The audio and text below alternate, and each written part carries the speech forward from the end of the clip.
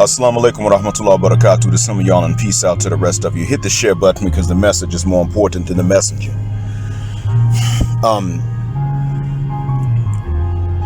One of the criteria by which we can tell if somebody is deserving of our support is more important than being able to tell if someone is a chameleon right off the bat.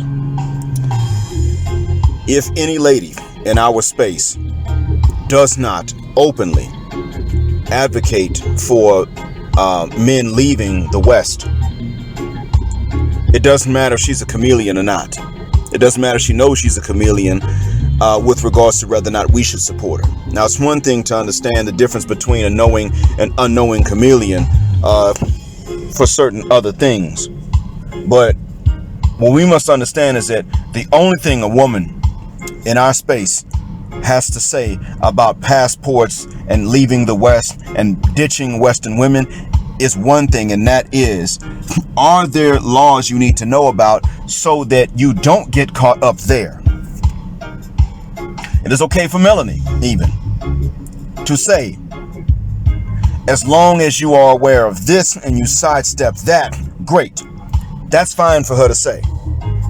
She's not wrong for apprising and appraising men of any particular legal loopholes they may find in Brazil, as an example.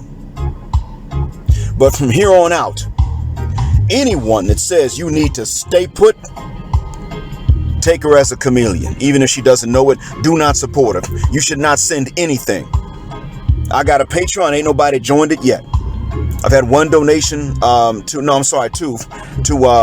my crypto wallets, and I want to thank them.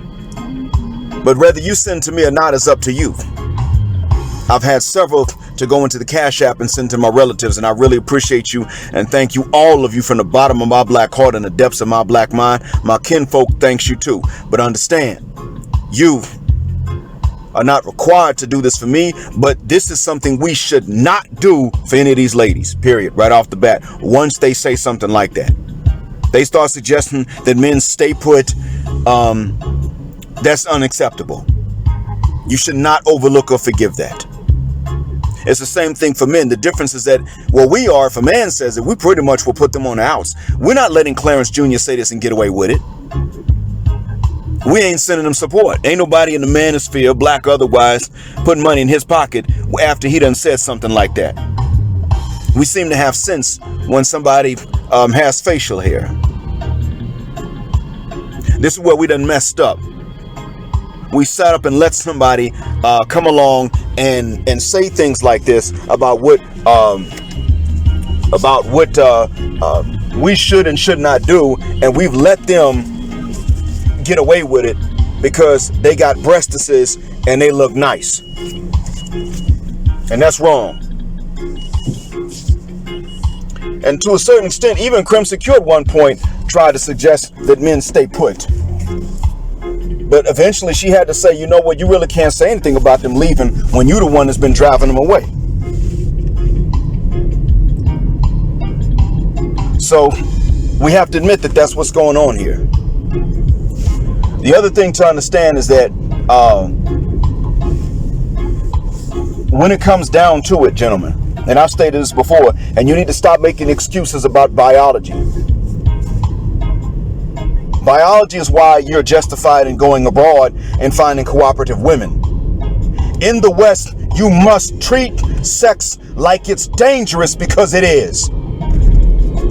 You cannot continue to use biology to justify making dumb decisions thinking that you're going to find satisfaction for your Johnson.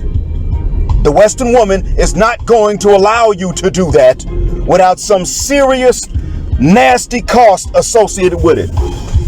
She's going to insist at every turn that if you find any, or even if you find none, that it's a bad deal for you and an unacceptably, unfairly good deal for her. And if she can't find a second, the unfairly good deal for her, she will accept that it's a bad deal for you.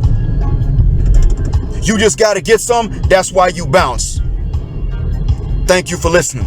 Black heart, black mind, blackout. Assalamu alaikum, and black heterosexual non-select male power just cause she don't like it, and black patriarchy until extinction or judgment day.